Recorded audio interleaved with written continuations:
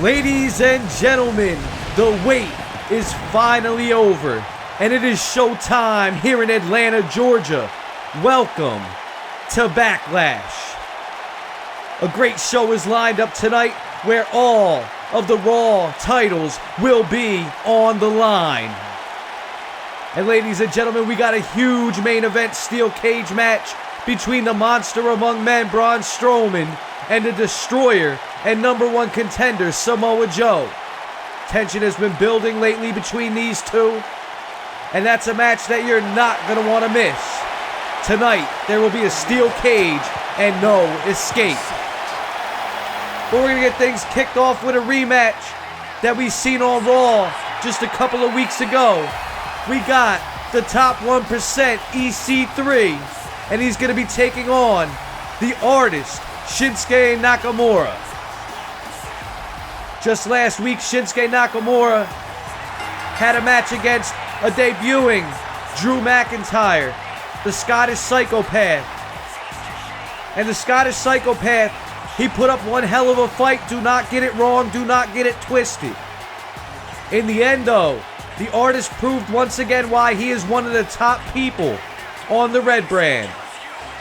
EC3 losing to him the week before has some unfinished business. He feels like he can't move on unless he faces Shinsuke Nakamura just one more time. EC3 said just last week that he does not feel accomplished. He does not feel like he has left his mark unless he can beat Shinsuke Nakamura. And right now, here in Atlanta, here at Backlash, EC3 does look hyped. He does look like he is ready for action. But Shinsuke Nakamura, he's on a roll here on Raw. He is on a roll here on the red brand. He is trying to get back into the contendership of that WWE Universal Championship. In the past month, the only person that Shinsuke Nakamura has lost to, besides the Universal Champion, is the #1 contender who will be facing Braun Strowman here tonight, and that is the destroyer, Samoa Joe. So, Shinsuke Nakamura, right here, this guy right here, he is a top commodity on Raw. And I'll tell you what, the fans love him every time he makes his way to the ring. He is one exciting competitor to watch. You all know it. You know, from his time in NJPW, from his time in NXT, and even here on the main roster. They don't call him the artist without good reason. Just look at the entrance. The man likes to make an entrance, and he knows how to make an entrance. I mean, when you have the superstar status, well, should I say the superstar status that Shinsuke Nakamura has had over in Japan, he's like Japan's rock star. Make no mistake about it. He needs to make an entrance. That's what rock stars do. And as I'm sure Atlanta, Georgia is behind him here tonight, I'll tell you what, like, this match right here is a great match to open the card on Backlash. This match right here is a great opener. This match could very well steal the show. They had one hell of a match the first time that they met. Can they recapture the magic here tonight? I'm actually real hyped for this. I mean, don't get me wrong, ladies and gentlemen, we have a jam-packed show. A show that could very well be WrestleMania worthy. A show that could very well be SummerSlam worthy. Don't forget, we got SummerSlam coming in just a few months. I mean, we got EC3 and Shinsuke Nakamura here tonight. We also had the Velveteen Dream taking on Goldust. I already mentioned that main event steel cage match, and as EC3 starts off with a taunt, and Shinsuke Nakamura, he is not backing down, ladies and gentlemen, but EC3 throws a strike. And a huge elbow. He went for that elbow again, but Shinsuke blocked it. And Shinsuke with that kick. EC3, he's got to be careful. I said this the last time they fought. if he wants to get over on Shinsuke, if he wants to win this match, he has got to be 100% on his game and be well aware of them strikes that are coming toward him. And right now, it looks like EC3 is really holding his own as he does that knee lift to Shinsuke Nakamura, dropping him down to the mat. And now EC3 once again with the taunt. EC3 better be careful here. And Shinsuke goes into the corner, and EC3 with a huge running splash. And now EC3 looking to end it early. He wants to try and get this victory quick. And no, Shinsuke kicks out. Not even a 2 count. And EC3 sending Shinsuke into the ropes. And a huge elbow to Shinsuke Nakamura, sending him down. And now EC3 locking that headlock in. Trying to apply pressure. Trying to cut off that air supply of Shinsuke. He's tightening on that hold. Just look at him cranking on the neck. And Shinsuke starting to fight to his feet. And now Shinsuke with a huge push off and a huge forearm. And EC3 is in the corner. Oh my God, and a huge knee lift into the corner. And EC3 is down. Shinsuke has him slumped and he's choking him with the boot. And now look, like I said, that rock star image as he paced away from EC3. And a huge kick to the back. I'll tell you what, them kicks are vicious. And another huge kick to the back. Oh my God. And I'll tell you what, all them kicks EC3 will feel tomorrow morning. Make no mistake about that. Do not question it. Do not doubt it. Shinsuke Nakamura is a master when it comes to them kicks. And what's EC3 going for here? And EC3 with a huge kick. It looks like he could have went low. And now EC3, what's he going for? And a snap neck breaker from EC3. Shinsuke Nakamura is down on the mat. Looked like Shinsuke was going to roll away, but EC3 got a pin. And no, Shinsuke, not even a 2 count. Another 1 count kick out by Shinsuke Nakamura. And now EC3 telling him to get to his feet. He's telling him, come on. Like I said, EC3 said he wants this. And now that huge elbow to the back of the head, or the back of the neck rather. And Shinsuke is back in the corner one more time. And what's EC3 going for? He sends him back into the corner in a huge clothesline. And a neck breaker, a snap jaw breaker. He's got Shinsuke in the center of the ring. And he's working that leg. Like I said, you want to cut off Shinsuke's main support for this match. You want to take out them legs. And it looks like that's what EC3 was going for there, as he's got the crab locked in. Will Shinsuke tap out? Shinsuke is in the center of the ring. He's got no ropes to reach. And no, Shinsuke fights out of it. But wait, and Shinsuke kicks him off. It looked like EC3 was trying to go after it again. And a huge knee sends EC3 down. And now Shinsuke off the ropes. Like I said, this is going to be a great opening match. This could very well blow the roof off the arena here in Atlanta.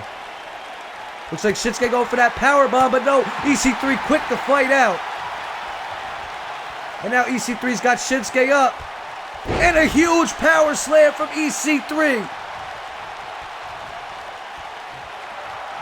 And now once again, EC3 with the taunt. Shinsuke trying to get to his feet. And he finds himself in the corner. Huge exploder suplex into the corner, and Shinsuke is down. And now EC3 just firing them rights, but no, Shinsuke had his number.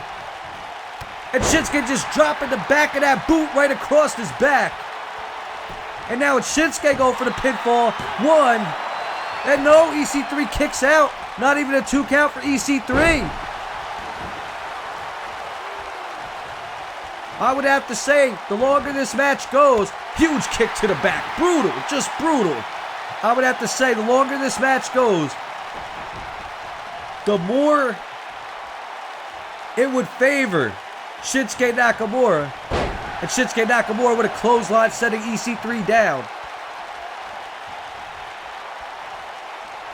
And now what's Shinsuke going for here? Shinsuke getting real cool, calm, and collective. Really calculating his moves. And he just hung him up to dry. Just hung him over that top rope. That's got to really affect EC3's neck. And now Shinsuke working the arm. And EC3 holding on to that arm. One smart strategy in a wrestling match is always to weaken the limbs. Remember that. If your boy Third Strike never told you anything that you could remember, this is one thing that you're going to want to remember. The key to success, weaken that limb. And EC3 coming after clothesline, and a third clothesline, the trifecta. And now EC3 once again with that taunt. He's really feeling himself. He is really getting cocky here. With Shinsuke in the corner, but Shinsuke with a boot. Shinsuke fights off. And now it's Shinsuke. And Shinsuke with that patented exploder suplex. And could we be getting ready to see it? Shinsuke looked like he was fired a forearm, but no, EC3 blocked it. And EC3 has the wrist. No, Shinsuke kicks out. Wait. Kinshasa on EC3. That's got to be it. Wham, bam, thank you, ma'am. Good night, EC3. And Shinsuke's got the leg hooked. He's got the pin. This has got to be it. 2. And oh my God, 2.9. I do not know how in the hell EC3 just got out of that. Unbelievable. And it looks like Shinsuke is just a little bit frustrated right now, driving them knees into the side of EC3's head. And Shinsuke lifted EC3 back to his feet. And now Shinsuke once again going back to that arm. Like I said, Shinsuke, this is not common to see, but Shinsuke has slowed the pace down in this match. Going for a knee. EC3 blocked it and leveled him with a clothesline. It looks like EC3 wants a break. He looks like he was trying to take a breather. And that chop, that huge brutal chop, we've seen it earlier in the match. And now are we going to see it again? Another spinning neck breaker by EC3, and Shinsuke's on the mat. EC3 looking like he's starting to get a second wind. EC3 starting to come back here. No, Shinsuke blocks it off. And Shinsuke with a huge clubbing forearm. Oh my God, that was unbelievable. 1, 2, and no, EC3 kicks out just barely. Almost another 3 count there for Shinsuke Nakamura.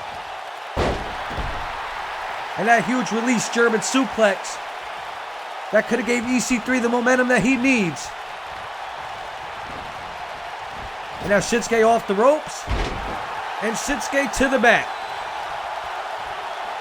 And now EC3 just fires a shot to the side of Shinsuke's head. And Shinsuke could be in trouble here.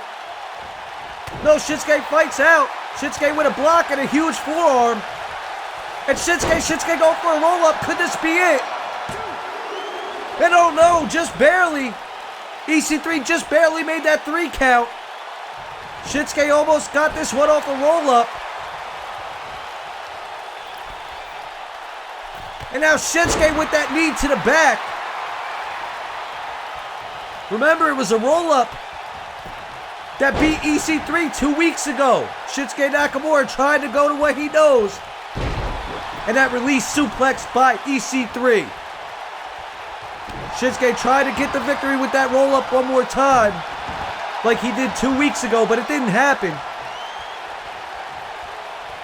And now EC3, what's he thinking here? I'm sure he's got something in mind. And he's got Shinsuke up against the ropes. What's he gonna do? EC3 just taking his time now. He's picking his moves. He's calling his shots. Sometimes Another rule of thumb. Sometimes, in order to take over a match, you really have to stay calm as he missed that clothesline. Sometimes you really got to stay calm. And EC3 just hung Shinsuke up to dry. Oh my God, he's outside. Shinsuke on the ringside floor. And EC3 is following after him.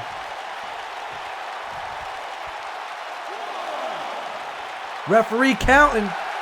They better be careful. Especially EC3. He said he wants this victory. Oh my God, huge snapmare driver on the ringside floor. And now EC3 sending Nakamura back into the ring. And he uses that apron as a weapon. Just smashing Shinsuke's chest across the apron. And now EC3 lifted Nakamura to his feet. He's got that wrist. And Nakamura firing shots to the ribs of EC3. And Nakamura with a kick. This match so far has not disappointed.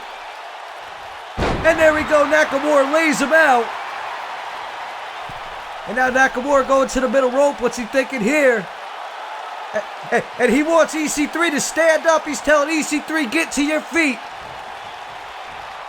He went for that drop kick. No, EC3 blocked it off. And Shinsuke rolls outside to the ringside floor. That was a smart move by Shinsuke. Nakamura getting to his feet. But here comes EC3. And EC3 levels him with a huge knee. That knee was brutal. If you didn't get to see it close up, I am telling you it was absolutely beautiful. Now EC3, like I said, EC3 has to keep the pace that he is comfortable with. Referee had a 5 count and EC3 getting back into the ring.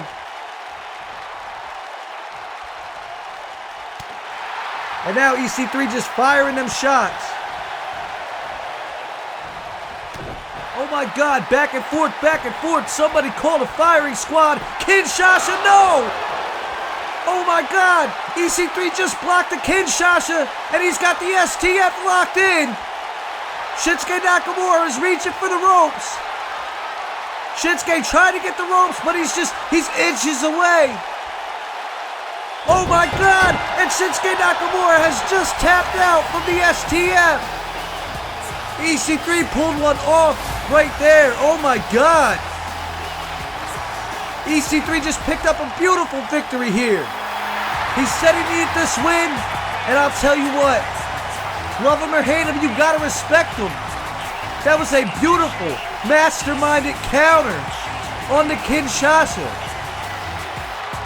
EC3 reigns supreme here tonight. These two men are 1-1. Wait, what the hell is going on back there? That's Akam. Akam attacking Warbeard Hansen. And wait, Razor's attacking Raymond Rowe. He's got the trash can on Raymond Rowe's head. What the hell? Somebody's got to stop this. Oh my God, disgusting. Come on. That was disgusting. Damn it. And wait. Akam, looks like Akam is not done. What's he thinking here? Oh my God, somebody call security. Somebody get an ambulance. Well, ladies and gentlemen, that was just disgusting. But continuing on, we have one of our first title matches here tonight. And it's for the Cruiserweight Championship.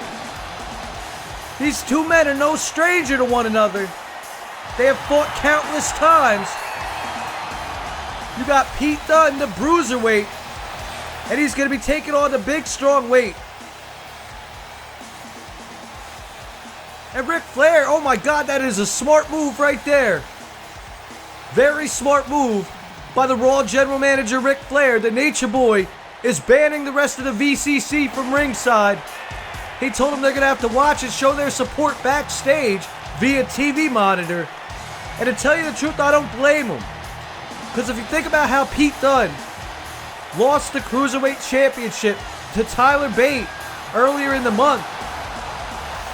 Pete Dunne and Tyler Bate were set to go one-on-one. Pete Dunne did have TJP, a man also in the Cruiserweight division, to have his back. And Tyler Bate, he had Tony Nese. But they said, you know, Tyler Bate said, we're going to go out there, one-on-one, nobody in anybody's corner. And lo and behold, Pac made his return to WWE, jumping over the barricade and distracted the referee. And it allowed Tyler Bate to pull out the brass knuckles. And, you know, the rest is history right there. As you can see, the result of that, Tyler Bate is your Cruiserweight champion. And this crowd, they do not like Tyler Bate. They do not like the big, strong boy. I'm sure that this crowd right here in Atlanta, Georgia wants nothing more than to see the Bruiserweight reclaim his gold. But even with all cheap tactics aside, even with the VCC out of the way, Tyler Bate, that boy can go. He knows how to square up. He knows how to get the job done inside that ring. So, tonight, look, I'm really pulling for Pete Dunne, but this is going to be one hell of a match. That's all I got to say. As Pete Dunne is looking on, he's looking at that Cruiserweight Championship. Like I said, these two, no stranger to one another. They've known each other for years. If you want to look at a combination of two people that you put in the ring, and they can one-up one another because they know how each other's mind works and how they both move in that ring, it's them two right there. Pete Dunne, Tyler Bate. If you've never seen Pete Dunne and Tyler Bate go at it, you are in for a treat. And that referee holding up the Cruiserweight Championship belt. Like I said, Pete Dunne looking to reclaim what was taken from him. And now wait. And Tyler Bate going to the outside, and Pete Dunne's going after him, but the referee just stopped him. And Tyler Bate really getting into the head of Pete Dunne right now. And Tyler, come on, man, come on. Get in the ring and fight like a man. Stop being a coward. And Pete Dunne telling him to come on. And now Tyler Bate back in the ring, and they lock up. And Tyler Bate with the headlock, he flips him over. Tyler Bate cranking on that neck. And Pete Dunne, he fights out of it. And now it's Pete Dunne with the headlock. And Bate pushing Pete Dunne into the ropes. He sends him off, duck under.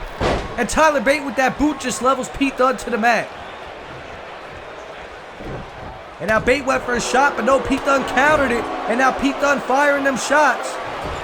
And look at them elbows. Using them elbows like knives. Just digging into the side of the face of Tyler Bate. Like I said, Pete Dunne really wants this title back. He really wants that Cruiserweight Championship around his waist.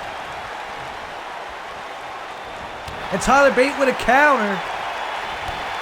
And a huge enziguri from Tyler Bate. As he lifts Pete Dunne back to his feet. And he sends him over. And a huge kick to the back, but wait. Pete Dunne just ate that.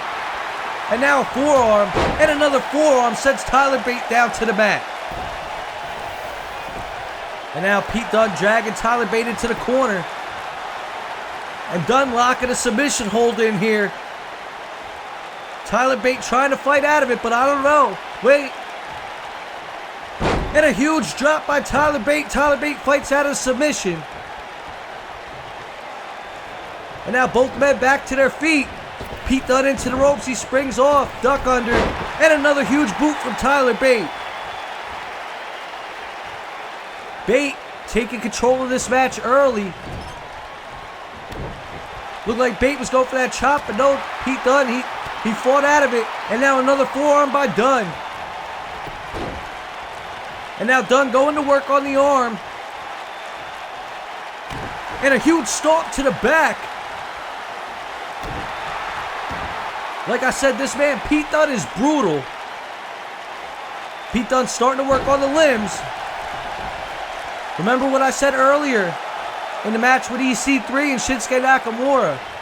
Working on the limbs is always a smart strategy. And oh my God, yeah, watch out for the fingers too. Pete Dunne loves them fingers. You gotta be careful. You might want to wear gloves when you fight Pete Dunne. Nice smart counter there by Pete Dunne, flipping over Bate. And now, Dunne lifting Bate, and Dunne with a huge knee. And now it looks like Pete Dunne is trying to take control. He's trying to bring this match to a pace that he likes. As he puts Tyler Bate down on the canvas, and now he's going to the middle rope. What's Dunne going for here? And Dunne just falls back with an elbow directly to the heart of Tyler Bate, and he hooks the leg for a pin. And no, Tyler Bate with a kick out, not even a 2. And a huge kick to the back of Tyler Bate. And now Dunne aggressively going back to that headlock. Dunne trying to tighten his grip, trying to tighten that hold. Trying to cut off that air supply to stop Tyler Bate. To win Tyler Bate, but no, Tyler Bate fights out. And a huge hurricanrana from Tyler Bate.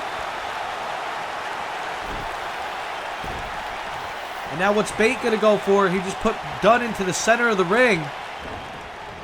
And he sends Pete Dunne into the ropes. A duck under.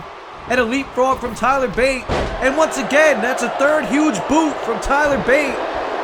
Bate really enjoying giving that boot to the face of Pete Dunne right now. And now a huge stomp across the back of the bicep.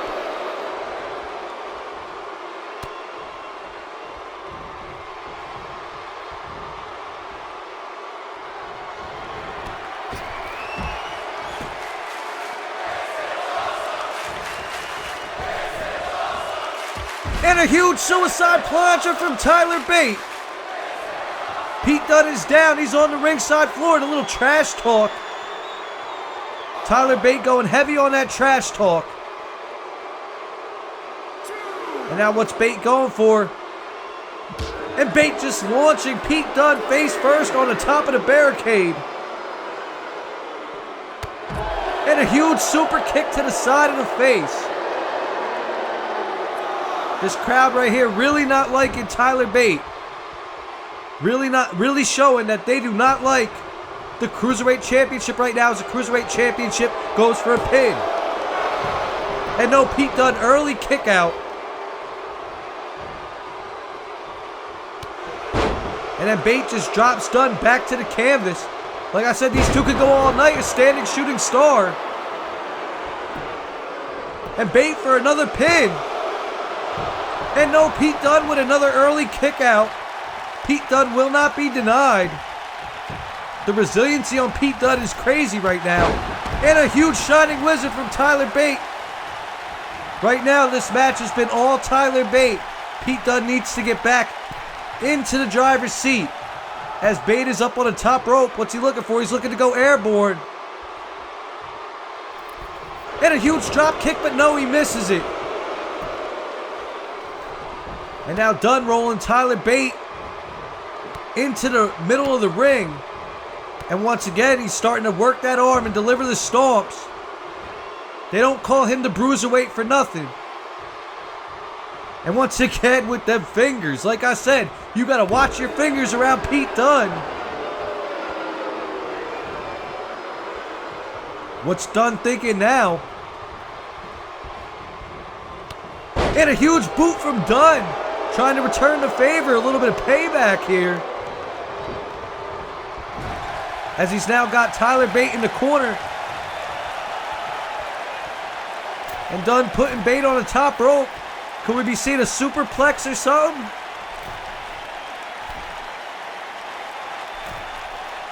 No, wait. He's got the double underhooks in. Oh, damn it. Double underhook suplex from Pete Dunne, and Tyler Bate is down. And now it's Dunne going for the cover. 1, 2, and no, Tyler Bate kicks out. And now Dunne locking the headlock in himself, and he's firing shots. Call the firing squad. cranking on that neck. But wait, no. Bate is fighting out of it. And now Bate with an enziguri, stopping Pete Dunne in his tracks, at least for now. And now a huge forearm and a roll-up pin by Tyler Bate. 1, 2, and no, almost. Almost a victory off the roll-up. And now Pete Dunne with a huge boot.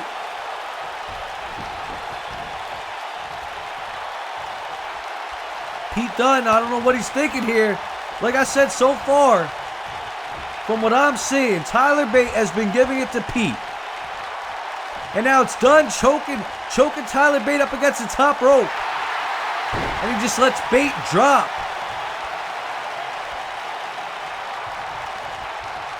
Now, very clever ring awareness of Pete Dunne here,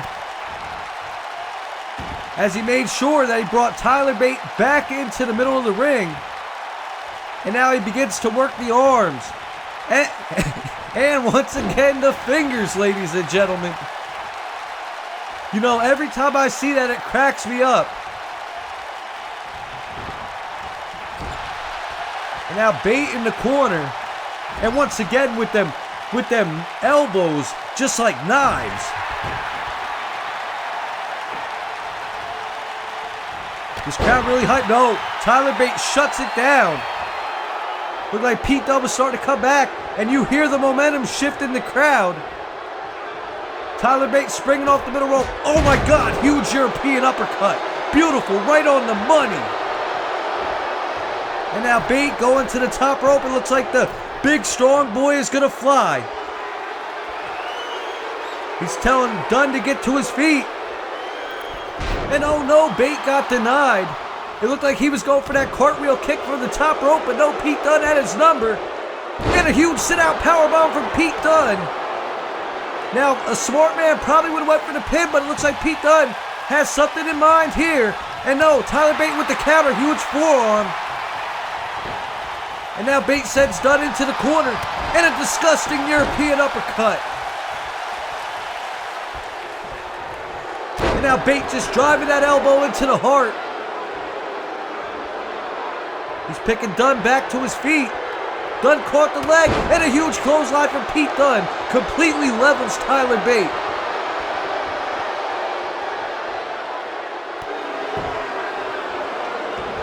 And now Pete Dunne taking over. Like I said, these two will fight forever, ladies and gentlemen. And Pete Dunne with a huge suplex, he locks it up with the pin combination. And no, Tyler Bate with an early kick out. These two, they will fight forever. Pete Dunne kind of frustrated. And now Pete Dunne just having his way with Tyler Bate.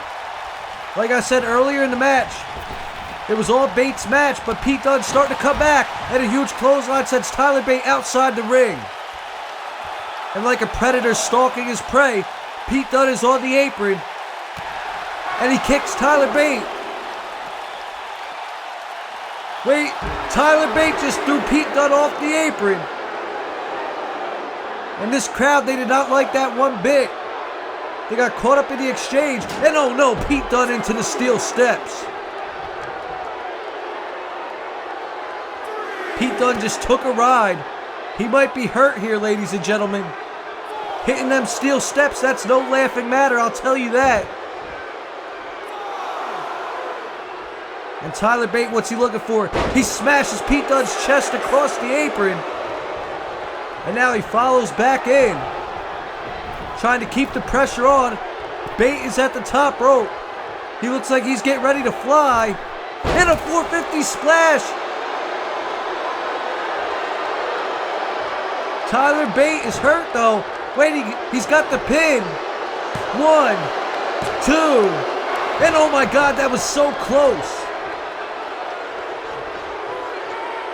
Now you gotta think, as Cruiserweight Champion, what must you do to keep the challenger down? Wait, Pete Dunne. That patented signature from Pete Dunne. This could be all it. But no, Pete Dunne wants to take it one step farther. It looks like he's getting ready to go for the bitter end, and Tyler Bate countered. And now Tyler Bate with a huge European uppercut and a clothesline sending Pete Dunne outside the ring. The Cruiserweight Champion was almost in trouble, I'll tell you that. But what's the champ thinking here? And oh my, huge cartwheel kick from the top rope to the ringside floor. Pete Dunne could be out of it. This time it found the mark. And now Bate just taking over. And he sends Dunne back into the ring. I don't know. Pete Dunne could be out of it. That huge cartwheel kick off the top rope. And now Tyler Bate smells it. Can he hit it? Tyler Driver. 1, 2, 3. And Tyler Bate retains his Cruiserweight Championship title. I'll tell you what, I don't think Pete Dunne was the same after that cartwheel kick outside the ring. Pete Dunne almost had it. The Cruiserweight Champion was almost in trouble. He was just moments away from losing that title to the bitter end. But Tyler Bate walks away, still Cruiserweight Champion, and he did it without the VCC. So that goes to show you, he doesn't need them underhanded tactics. Like I said, he can go. He knows what to do in that ring. His methods are just disgusting sometimes.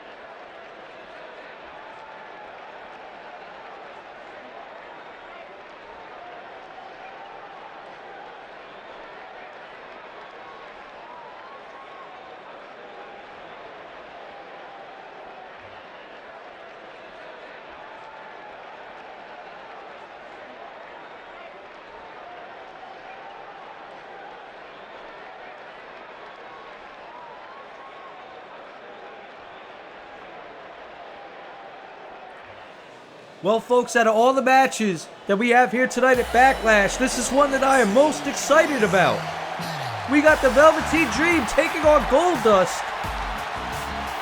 And these two, Velveteen Dream, showing another side of himself just last week on Raw, brutally attacking Goldust.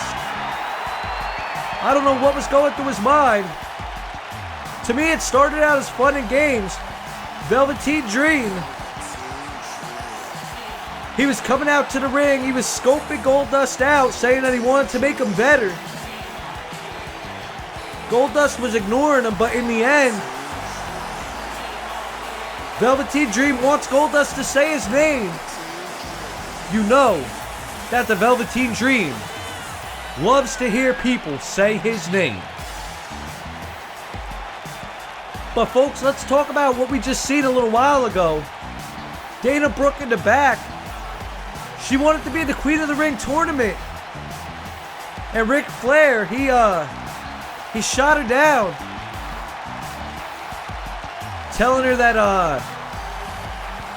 there were other females that would be a bigger draw. I mean, don't get me wrong, I don't blame him. I'm not saying Dana Brooke is bad, I'm all for the hashtag Give Dana Brooke a Chance movement. But the women's roster is deep, and the women's roster is talented. As we look at Velveteen Dream, just ladies and gentlemen, look at them tights that he has worn to Backlash. Like, the name on the tights says it all. Goldust shall tarnish. He wants to defeat Goldust here tonight. He wants Goldust to say his name. Goldust says he hasn't earned that yet. And that made Velveteen Dream snap. Like I said, that brutal and vicious and disgusting attack that the Velveteen Dream brought to Goldust, smashing his head into the ring post, hitting him with a purple rainmaker, and then just standing over him and taunting. I don't know what has gotten into Velveteen Dream, but one thing I do know is to never sleep on the Bizarre One. Goldust has done a lot for this business. He has given a lot for this business. Son to the American Dream, Dusty Rhodes. Older brother of Cody Rhodes. That Rhodes family name, that is on a pedestal here in the WWE. And if I was Velveteen Dream, I would not take Goldust lightly. And that's a fact. Like I said, Goldust told him that he hasn't earned it. Velveteen Dream believes he does deserve it, and he has earned it. Will Goldust say Velveteen Dream's name? And here we go. They both lock up. And it's Velveteen Dream backing Goldust into the corner. Referee getting in there, and a cheap shot. A cheap shot by Velveteen Dream. And now they lock up again, trying to test each other's will and power, as it's Velveteen Dream slamming Goldust down. And now Velveteen Dream just wrenching, wait, no, Goldust. Goldust fights out, now he's behind. He's got the waist lock in, and just cranking on it. No, Velveteen Dream flips him over, and now the headlock's in. Great back and forth grapples here. And a huge knee to the back of the Bizarre One. And now Dream just firing shots, just taking it to Goldust. And Goldust with a huge forearm of his own. And he fires back with a kick. And he sends a Dream into the corner. We got a little bit of a counter fest going on here, as Velveteen Dream and Goldust both fighting shot for shot. And now Goldust sends the Dream into the ropes. And a huge elbow from Goldust. That spinning elbow sending the Dream down. I mean, I'm not saying count out Velveteen Dream when I was telling him he's got to be careful of Goldust. Listen, the Velveteen Dream, this kid has a bright future as he tries to stay aggressive and go outside the ring, but no, the referee won't allow it. And now Goldust with a fireman's carry counter and delivering that elbow directly to the face. Goldust locking him up. And Goldust with a huge suplex sends the Dream down. And now Goldust looking to have his way with the Velveteen Dream, as he puts Velveteen Dream in the corner. And a huge shot to the face. It sends Dream rebounding out of the turnbuckles. And now a snap on that leg. When you look at this match, as far as who has what, the Velveteen Dream definitely has a speed advantage. But Goldust is pretty impressive as well, especially for his age. The Velveteen Dream taking him down with a drop kick. And now Velveteen Dream, he went for that neck breaker, but Goldust countered. And now Goldust telling him it's time to go down. And he just slams Velveteen Dream down to the mat. And now Goldust lifted the Dream to his feet. Goldust really trying to take the control of this match. And are we going to see a slingshot? Yes, we are. Slingshot into the bottom rope. And now the Bizarre One lifts Velveteen Dream up, and Velveteen Dream with another counter. Goldust looks kind of stunned. And a huge belly-to-back suplex from the Dream. And now the Dream runs into the ropes. And a huge leg drop. Shades of Hulk Hogan. And now Velveteen Dream just stretching that arm.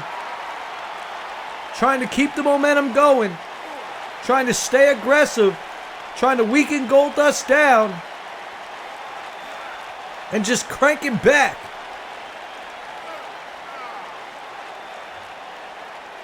The Bizarre One trying to fight out, but Velveteen Dream lets it go. That was a smart move by Velveteen Dream. Rather let it go than get the counter. And now he's just digging in the eyes. Oh my God. How disrespectful from Velveteen Dream. He just throws Goldust over the top rope. The Dream is straight disrespecting Goldust right now. And look at that taunt. And now he wants the Bizarre One to get to his feet. Come on. That double axe handle smash. And now both men are at the ringside floor. This is no man's land. And Goldust with a shot sends Velveteen Dream down to a knee. But no, Goldust, the smart one, he wants to take it back into the ring. And a huge elbow drop to the back of Velveteen Dream. And now it's Goldust going for a pin here. But I don't know if that's enough. And no, early kick out from the Dream. And now Velveteen Dream is down on the mat. Goldust has the neck hooked. He's trying to choke the Dream out. Just cranking back. And Velveteen Dream, he fights out of it. And now the Dream with a huge kick. Oh, and Goldust is in the corner. And Velveteen Dream just smashed Goldust's shoulder into the ring post. And now checking him with that stomp, a huge stomp to the chest. What's Velveteen going for here? He's calling for it. And another huge neck breaker. He went for it earlier in the match. Goldust countered it, but Velveteen Dream with a pin, and he's got that knee across the face, near fall. Velveteen Dream is straight disrespecting Goldust. And once again with that taunt, like I said, the blatant disrespect of the Velveteen Dream.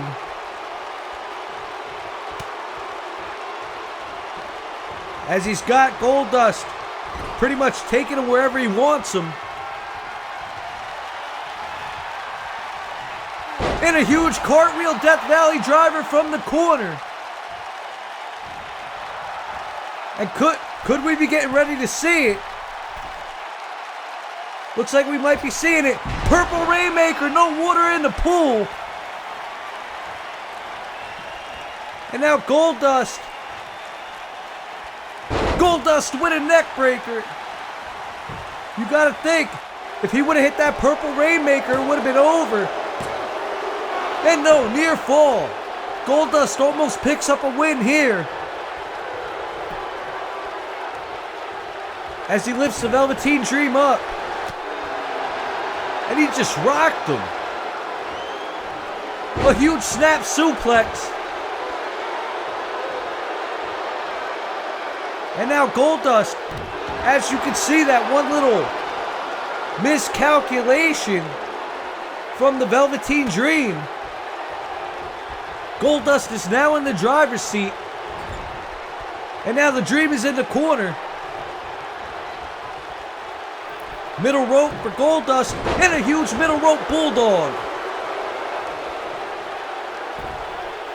And now Goldust, smart on his ring awareness, sending the Dream back into the middle of the ring. And now Goldust has the crab locked in.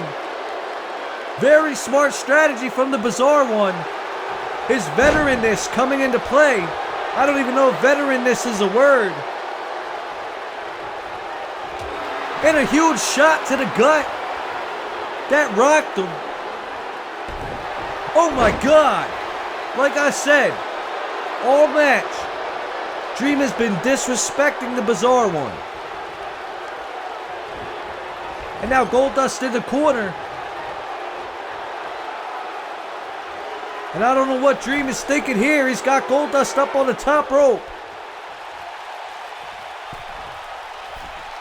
Velveteen Dream up. And what are we going to see here? And he rolls down, dropping Goldust to the canvas.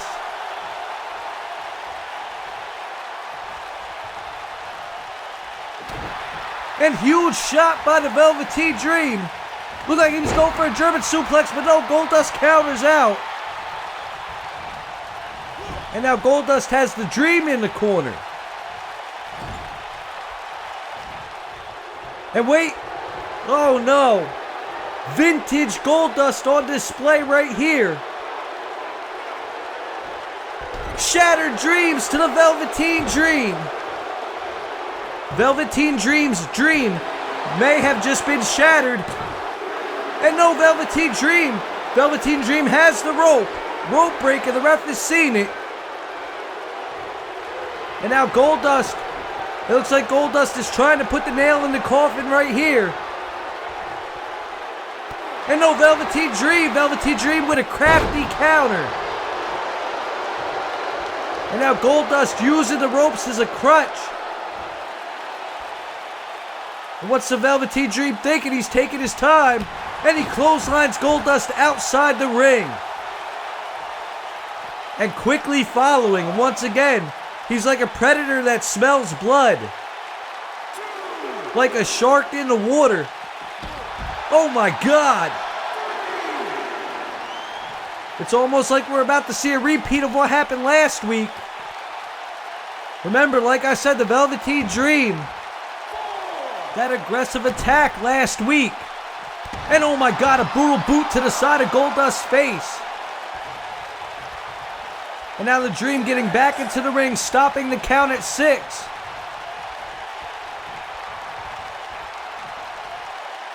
Dream locking Goldust up. What's he thinking? Velveteen Dream just having his way. He sends him into the middle of the ring. And now the Velveteen Dream's got a submission locked in. Goldust fighting for his life. He's trying to get out of it. And a hip toss from the Bizarre One. And Velveteen Dream, he can't even stand. This match is taking a lot out of him. This match is taking a lot out of both men. As, oh no, Velveteen Dream slammed onto the canvas. And Goldust goes for the pin. 1, 2. And oh no, Velveteen Dream kicks out. Near fall. Velveteen Dream countered. And now a huge German suplex from the Dream. And now Velveteen Dream going to the top once more. Is he going to try and hit it? He's looking for it. Purple Rainmaker from the Dream.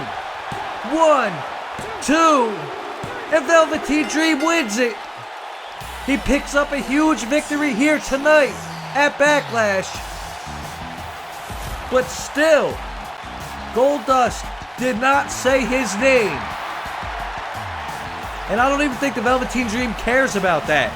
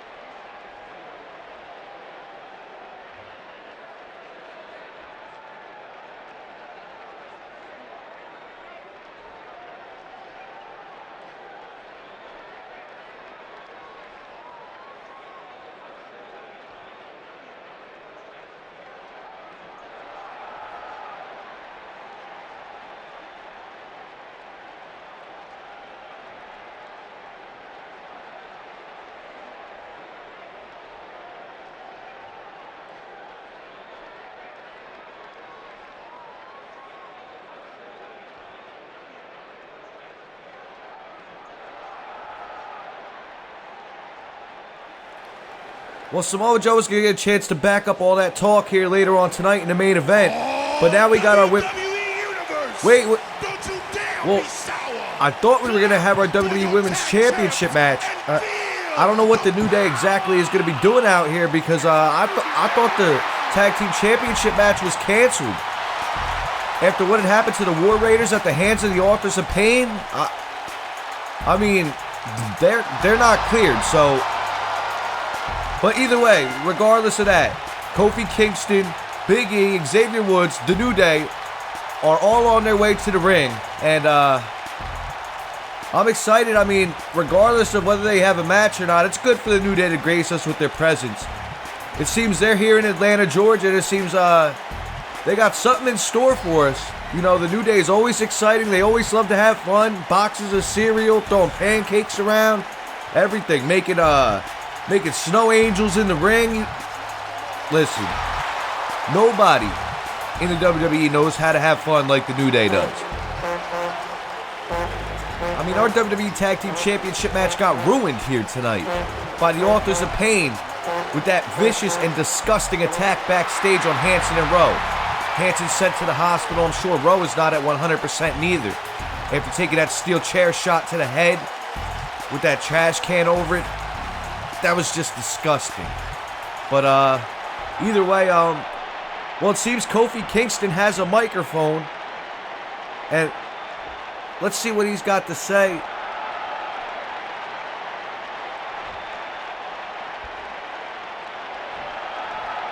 And Kofi Kingston wants to give the fans what they want. Kofi Kingston said, card subject to change, ladies and gentlemen. Kofi Kingston is going off script for the New Day. And I'm a little bit excited, but I'm wondering too, who? And oh boy, they're calling out the Authors of Pain, the attackers on their #1 contenders. They want to take it to the Authors of Pain right here tonight. And I guess the Authors of Pain, they have no problem answering that challenge. The New Day offering them a tag team title opportunity. And to be honest with you, I wouldn't give them nothing. I wouldn't give them anything. After what they did earlier tonight, sabotaging the Tag Team Championship match. But maybe they had a feeling that this was going to happen. Either way, the Authors of Pain, they do not deserve this shot. That disgusting attack Akam and Razor laid on the Hanson and Rowe. They don't deserve this, man. And to be honest with you, I think the New Day may have bitten off a little bit more than they could chew. You've seen what they did backstage. The Authors of Pain, they have no regard for anybody. They have no regard for anything, straight disrespectful. And they don't care about the Tag Team Championships. They care about brutality. They care about hurting people. I mean, yeah, they want the Tag Team Championships, but do they really care about them? No, I don't think so. My thing is, are they really going to let this match go down tonight? I mean, like I said, Kofi Kingston said it correctly. Card is subject to change, and it looks like we're getting a ref in the ring, and it looks like we might be getting ready to see them go at it. I mean, what? Yeah. Oh, yeah, we're going to have it. We got a tag team match underway, a WWE Tag Team Championship match nonetheless. And it's the New Day versus the Authors of Pain, as Akam delivers that stiff elbow and another stiff shot. And now, Akam with a huge shoulder block. Like I said, I don't know if this was such a smart idea by the New Day, but we're going to see it anyway. And now Akam just sending that barrage of blows Kofi Kingston's way. And then he just tosses him to the mat. And now a little bit of taunting going on from Akam. Just, listen, I am not fans of these guys right now. And now he's just gripping the head of Kofi Kingston. Trying to... Oh my God, what the hell was that? That did not look pretty. Kofi Kingston looks like he might have landed wrong. He almost took down all the ropes. He almost took down the whole ring. And now just another brutal blow. A double axe handle to the back of Kingston. And Akam is just going to town. Akam is having his way. Kingston needs to get back into this thing. Like I said, I do not think this was such a smart idea.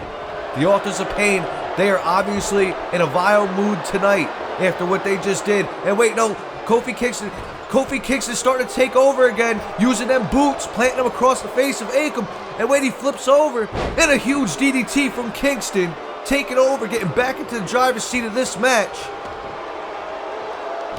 And now Kingston starting to find his footing, starting to get his rhythm going, and a huge kick to the side of the face. A sliding drop kick, and that knee delivered to the side of Akam. And now we got a tag to Big E. And Big E lifted Akam to his feet. Now this right here, this is a little bit more of an even match. I mean, Kingston, he has the speed and agility. But right now, you got two powerhouses in the ring. And Akam's got Big E up, and he just slammed him down to the canvas. And now what's Akam thinking as he drags Big E into the center of the ring? And he's going for a pin right here.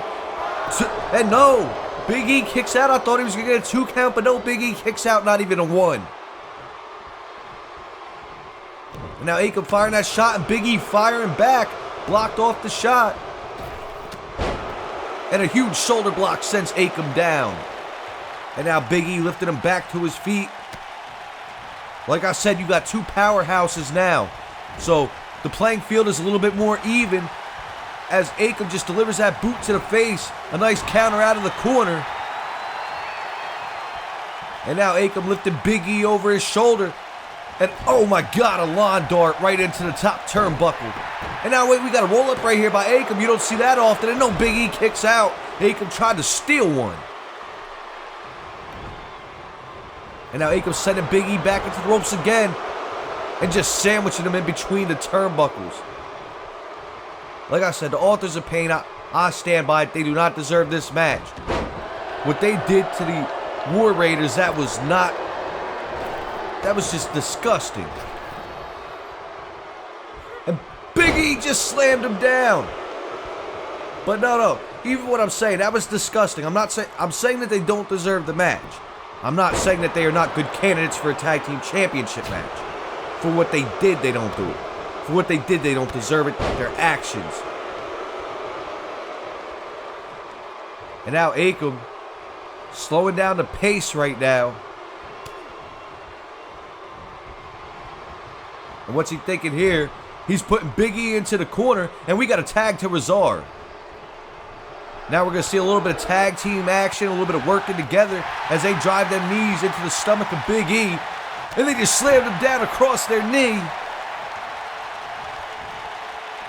Like it or hate it, that's very smart strategy. You love to see that double team. You love to see the quick tag ins, and you love to see how people work together, how you work with your partner. That is the best way to overcome the odds in a tag team match. You and your partner have to stay on cue, and Big E is fighting back meanwhile. And wait, no, Razor fighting back with a shot of his own. We got a slugfest going on between two brutes. And with Big E backed in the corner, what's Razor going to go for here? Wait, Razor's got him up. Are we going to see it again? It's snake eyes from Razor. Shades of what Akam just did to Big E earlier in the match. And now he just hung Big E up to dry. Big man versus big man. Like I said, this is a clash of the titans right here. And now Big E has Razor trapped against the ropes. And now it's Big E hanging Razor up to dry. Stalling him with that suplex over the top rope. And now he's working the knee. And Big E staying aggressive. That's what you need to do. But wait, Razor throws him out to the apron. And a clubbing blow knocks Big E out to the ringside floor, and Razor is following suit. And now Razor, this is not a good idea to be out here. This is no man's land. And wait, no, Big E fighting back. He was up against the barricade. It looked like Razor had something planned. And no, coming in hot is Razor sent into the barricade. And now Razor sent hanging out to dry on top of the barricade. And now Big E taking over again. Meanwhile, we're at a 6 count. These two men need to get in the ring. We don't want to see a double count out here tonight. Not at Backlash.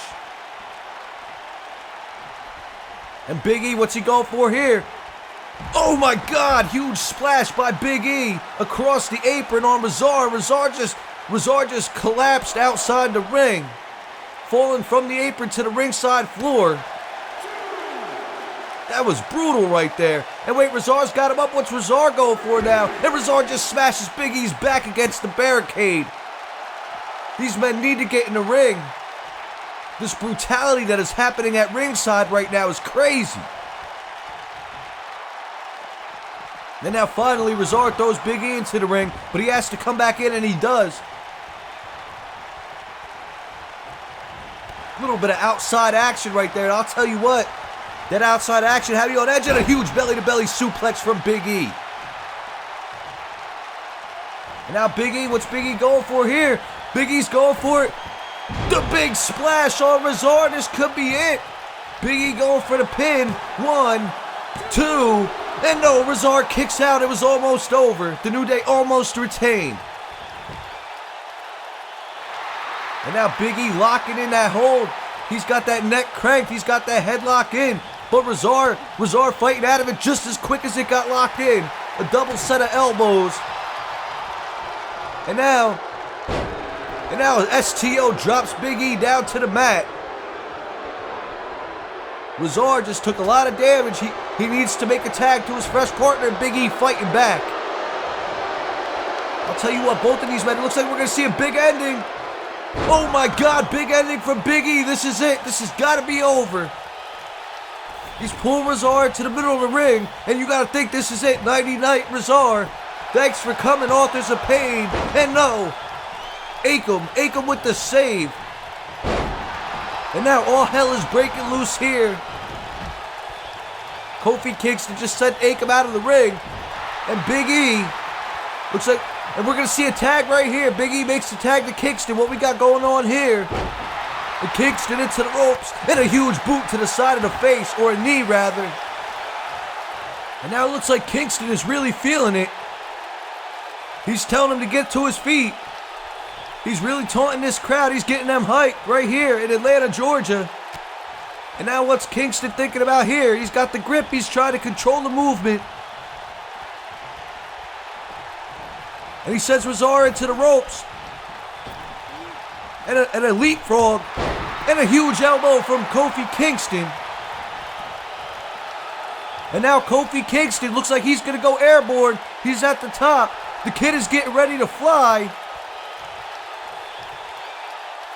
And Kofi Kingston off. No, wait. He was caught. He was caught by Rezar.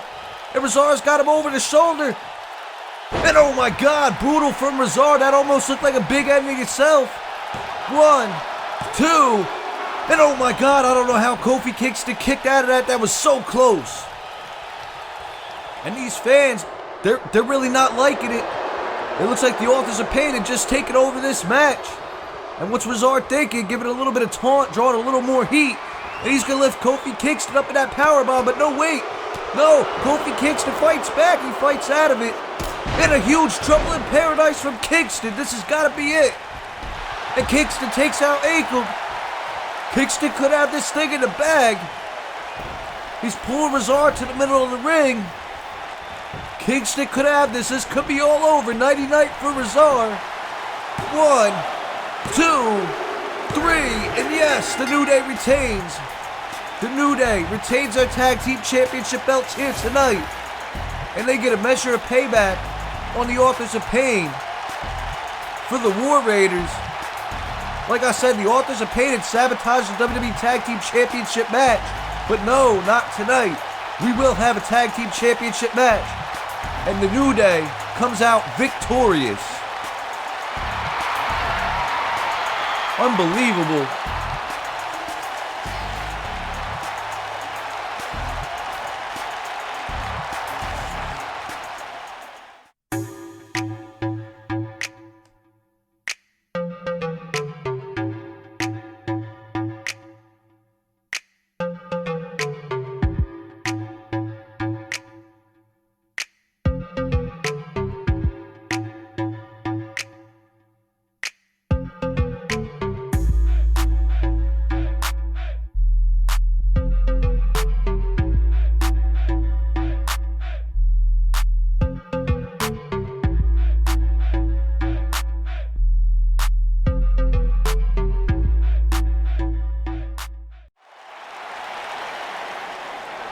Well, ladies and gentlemen, as we continue on at Backlash in Atlanta, Georgia, it's time for the WWE Women's Championship match.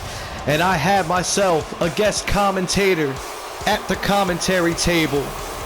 I'd like to welcome you all to J-Dog, leader of the J-Dog Network. And J-Dog, what do you say about this match right here? Oh, man, I'm happy to be here because you know me, man. You know I love me some women's action, brother. But you know what? At the end of the day, you're welcome. It's your pleasure having me here. No, man. The pleasure is all mine.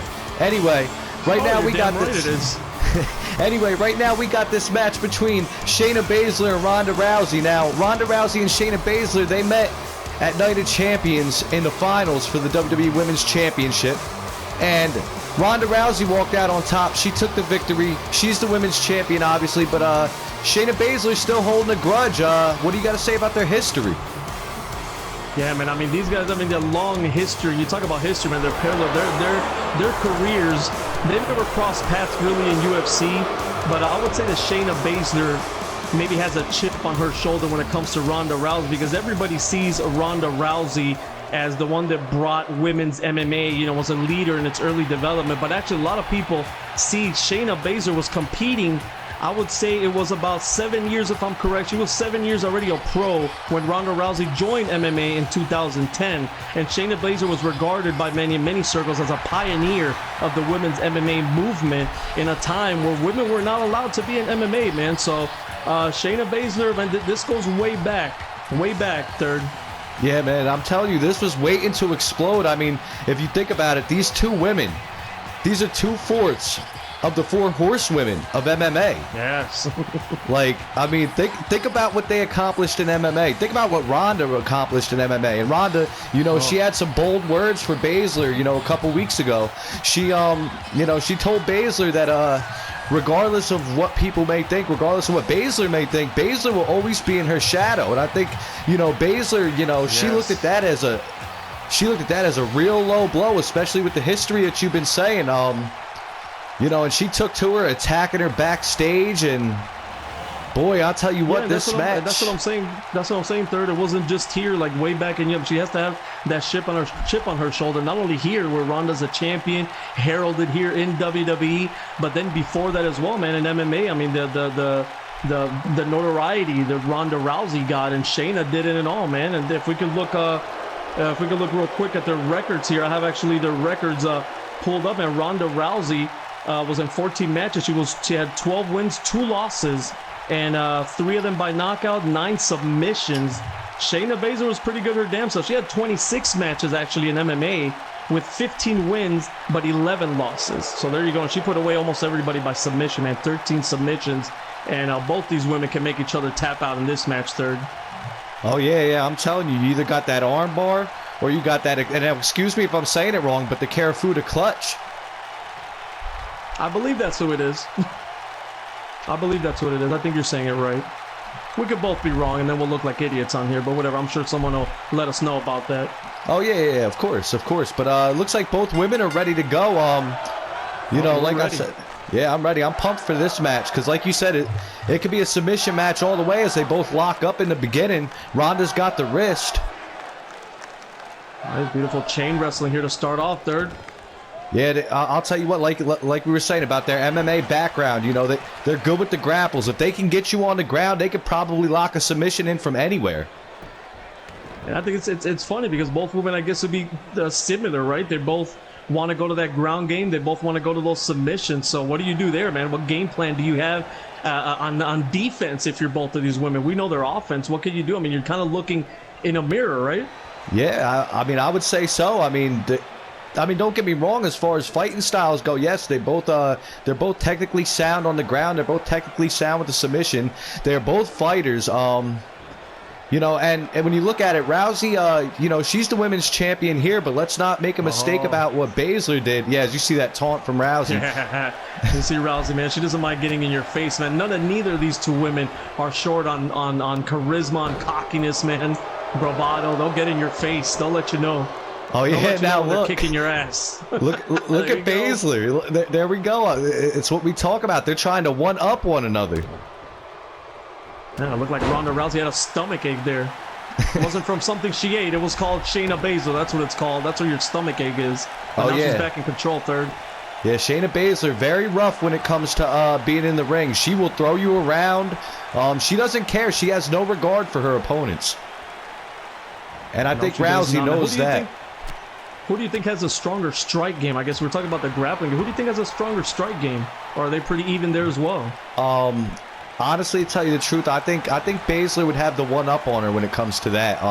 Baszler is just vicious. Baszler does not care where she hits you, where she strikes you. I mean, don't get me wrong, they call Rousey Rowdy Ronda Rousey for a reason.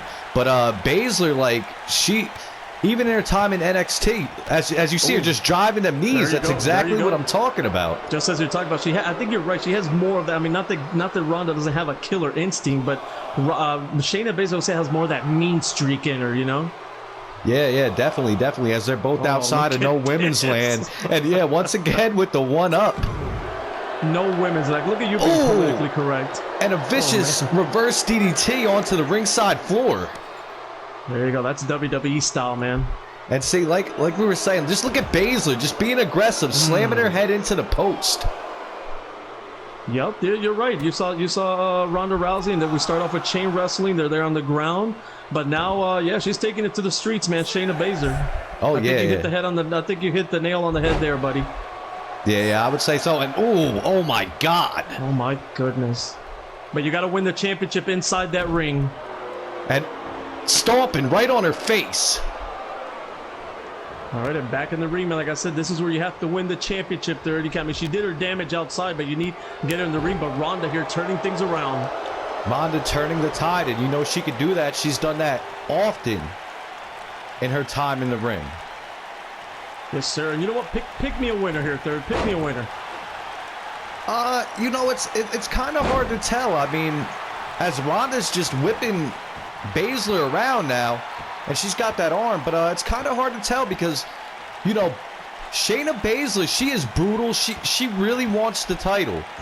She made it a point to attack Ronda from behind, and, you know, she's hell-bent on winning this title. But then again, you know, with Ronda Rousey, you know, she's one of the best at what she does for a reason. You know, she's developed her craft in MMA, and now she's developing it here in WWE, and you know, it's tough to call. Well, since you don't want to make a call, I will. You're pussyfooting all over the place. I'll pick Shayna Baszler, man. I like her mean streak, and I think she's going to take out. She's hungrier. I think she's going to take out Ronda Rousey, but the true winner of this match is going to be me. You know why? And why is that going to be? Because I'm going to take home the loser. Oh, yeah. You think so? As Shayna Baszler's got Ronda in the corner, and now, like I said, them brutal strikes. Like I said, Shayna Baszler, damn, she'll hit you anywhere. And especially if you try to take her home, like, she might hit you somewhere you don't want her to hit you, J-Dog. Well, she's going to win the match. I'll just have to take a vulnerable Ronda Rousey home. Look at this, a 2 count. And Baszler, she almost got it. I mean, she did, man. It was a long 2 count. Oh, long 2 count. Yeah. Just blame it on the ref. No, I said it was a long 2 count. It was a win. And that hip toss. Is that Jane W. Boss refereeing this match? I don't know. I mean, you know, he's a veteran referee. We don't see him much, but you know, I don't think it's J&W Boss. I think it's, you know, it's our veteran referee that we have. Well, thank God, man, because I'm happy to be here next to you. You haven't upset me yet so far. I mean, you've been doing good. Not like J&W. Pisses me off all the time. And now Ronda, she's just working them holds. She's been working on the arm. That's a smart strategy right there by Ronda Rousey. And you had to believe that that was going to be the game plan with both of these women here, to weaken the limbs, to work them limbs, to try and weaken down the leg or the arm, to try and lock in a submission and get a tap out. And as you can see, that's exactly what's happening. You called it, man. There it is, a submission, and this could be it. She's been working on her. And wait, no. Nice Baszler fights out. Oh, there's a strikes. There's that mean streak. That brutal combination right there from Shayna Baszler. And oh, she fires a knee. Right to the face. And a quick roll up right here. Could this be it? One. No, Ronda kicks out. Not even a 2. Not even a 2, you're right. Oh, and she ran over again like a damn freight train. I don't know. Unbelievable, man. Both these women are powerful, man. I was gonna ask you right now who's stronger. I first thought maybe Ronda's a little stronger, but both these women are. I would say I give it to them. They're a mirror image, man. Mirror image, like you said. It's real hard to call. Real hard. And a huge suplex from Ronda Rousey. To tell you the truth, I don't know who I would say is the stronger one, but I'll fire another question back at you. The longer that this match goes, who do you think it benefits more? Who do you think has the stamina? Who do you think can last the longest inside that ring? Wow, that's another tough one, man. That is another tough one.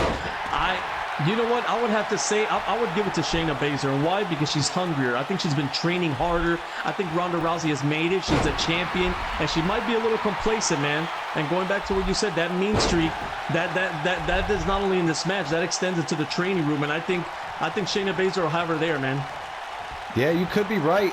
Shayna Baszler with an Irish whip into the corner, and she did that kind of harsh. And now she's laughing at her. I love it. Shayna Baszler, man, like. Oh man, I'm becoming a big fan of Shayna here. Shayna is very disrespectful, but Ronda caught the leg, and once again she goes back to that attack. She's working the limbs. Yeah, you can never count out Ronda Rousey, man. She's a tremendous athlete, tremendous competitor. Can never count her out. Look at this, and now she has the upper hand here, but Shayna Baszler. Come on, stay on her, Shayna. There you go. Kick right upside the head. Now, my thing is, when Ronda Rousey first came into the WWE, a lot of people had questioned how she would do here. How do you think she's done? Up and over the top. I'm sorry, you're talking about Shayna Baszler? No, I was talking about Ronda Rousey, my friend. Rousey. Oh, well, I think, you know what? A lot quicker than what people thought. They thought it would take her a long time maybe to adapt to the WWE game. I think she's someone who's gotten better and gotten better quickly. So I think she's adapted really well, man, to WWE style. And Shayna just brutalizing her. Bringing that, that element of MMA with her, so. Oh, yeah, most definitely. That's what you see a lot more in the WWE now. You see a lot of crossbreed fighters. You see a lot of MMA fighters transitioning into the wrestling ring. That's a good point. That's a good point. The style has changed, and just like everything in life, man, change is inevitable, and we need to evolve or you perish. And what's Baszler thinking here as she runs forward? And her away. Oh, STO there, right? Is that what it's called? I believe it's the STO. It was more like a. See, to me, I look at things as simplistic as possible. To me, that was more of a running clothesline. And wait, Ronda Rousey with that huge suplex, and she locks the leg for the pin. 2. And no, barely. Shayna Baszler barely gets the shoulder up. That was a beautiful counter right there by Ronda. That was effective. Whatever you want to call it, I call it effective. That's what I call it. That was great. And now it looks like Ronda trying to slow the pace down as she lifts Baszler to her feet. And driving that knee. This has been back and forth, man. No woman. I mean, Shayna had her there for a while, but then Ronda Rousey right back, man. It's been pretty much back and forth. Oh, yeah, you're telling me. And now what's Ronda going for? It looks like she could be going for something big right here. Uh-oh. Ooh. And Baszler. Whatever she was going for, she got caught. Yeah, Baszler returning the favor. Much as Ronda caught the leg earlier in the match, it was Baszler who caught it. Wait, what is Baszler going for here? Uh-oh. And Baszler's got her in the clutch. Right into it. This could be it. We got a new champion. Wait. Did she tap? I don't know. No, Ronda Rousey fighting out of it. I thought he was waving that she tapped, but no. She got out. Rousey with them huge elbows to get Baszler off of her. That could have been it. Another couple seconds and it might have been over. Wow, she got out of it just in time. Just in time. And that's what that MMA background, man. You learn how to get out of those moves. Oh, yeah, definitely. And now she's gonna try and answer back with a submission of her own. Yeah, we haven't seen the armbar yet, though, man. We've seen her working on the limbs, like you said, but we have not seen the armbar yet. Yeah, I think everything's leading. And Shayna, that was nasty. Right to the face. She could have knocked her out here. 2. And no, Ronda Rousey kicks out. Ooh. The heart of the champion, man. The heart of a champion. I thought she got knocked out there, 3rd. Yeah, I mean, you're telling me. Baszler's had her number. Every time Ronda seems to counter back, Baszler seems to find a way to get herself back into this match. What is this? That's something we haven't seen often. That could break your damn leg. And now Baszler got Rousey in the corner. And we don't see this often from Baszler neither, as she's got her up to the top rope. This is that WWE style, man. Oh, beautiful counter by Rousey. What a counter. And of course she needed to show off for that one. That might have saved her title right there, but if she would have got caught with that, it could have been all over. And Ronda now feeling herself. Ronda with that second win, she's coming alive here. Yes, she is. She's got these fans standing in the front, man. Yep, they're standing up there. You can see them. Yeah, they're on their feet. And wait, here it goes. Ronda Rousey with that patented signature. All she's got to do is make the cover. And she's not. No, you know what she's going for. You know what she's going for. She's been working it all night. She's been trying to weaken that arm all night. And could we see it? Armbar locked in by Ronda. She has all of it. She's got all of it. Yeah, she's cranking on it. She's got all of it, man. This could be it. Hang on, Shayna. Come on. Let's see. Can Shayna fight out of it? Because I don't know. It doesn't look like it. And Shayna Baszler taps. Man, Shayna Baszler tapped out. So it looks like you're going to be taking Shayna Baszler home with you, J-Dog. And like I said, you know, you got to watch where she places them strikes. She might hit you somewhere you don't want her to hit you. There's been a change of plans. My car's not working, so you're going to have to take her home. Anyway, man, thank you for having me here. What an awesome women's match, man, and congrats to Ronda Rousey. She did it. She did it. Yeah, Ronda Rousey, like I said, it was back and forth, but in the end, Ronda Rousey proves why she's the women's champion. It's back to the drawing board. Action.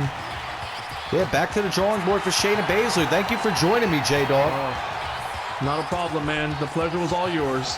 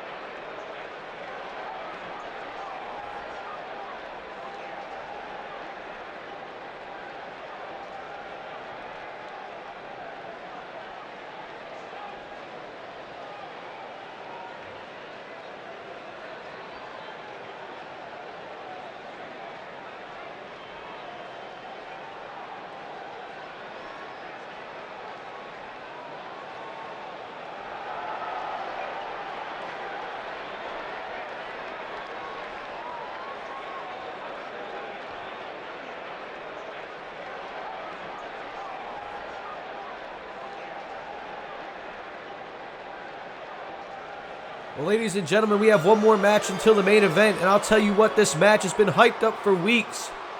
We got Lars Sullivan taking on Jeff Hardy for the United States Championship. And yes, you see Paul Heyman at the side of Lars Sullivan. Now under the management of Heyman, Sullivan is indeed a Heyman guy, and that spells trouble for Jeff Hardy. But let's talk about it. What was Ric Flair talking about? Who was he talking to on the phone? Who was he offering a spot in the King of the Ring tournament? I guess we're going to find out. Maybe we'll find out. I mean, we don't even know who it is. We don't even know if they're going to sign with the Red brand. We don't know. But I'd like to shout out a special thank you to J-Dog, who joined me on commentary for the Women's Championship match. You got to check him out, the J-Dog Nation. Just a fourth wall break. His link will be in the description along with a few other people. But as we're getting ready to have this match, Lars Sullivan has been explosive lately. He has been a dangerous force to be reckoned with in that ring. Lars Sullivan attacking Jeff Hardy. He lost to Jeff Hardy a couple weeks ago in a non-title match. But he made his intentions very well known last week when he came out. He not only attacked Heath Slater backstage, but him and Heyman darted to the ring. They did a dart line to the ring in the middle of Adam Cole and Ty Dillinger having a match.